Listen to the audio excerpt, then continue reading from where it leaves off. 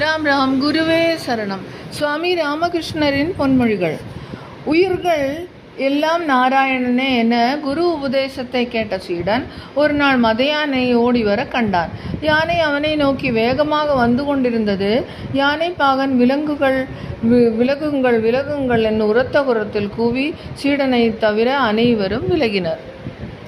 அவனோ, நான் ஏன் விலக வேண்டும்? நானும் நாராயணன், யானையும் நாராயணன், இருவரும் ஒருவரே என என்னை யானை எதுவும் செய்யாது என தனக்குள் நினைத்து அசையாது அப்படியே நின்றான். ஆனால் யானை அவனை துதிக்கையால் வீசி எறிந்து விட்டு சென்று விட்டது.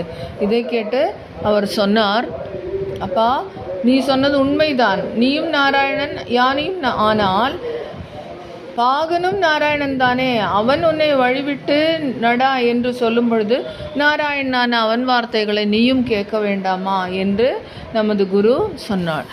ராம் ராம்.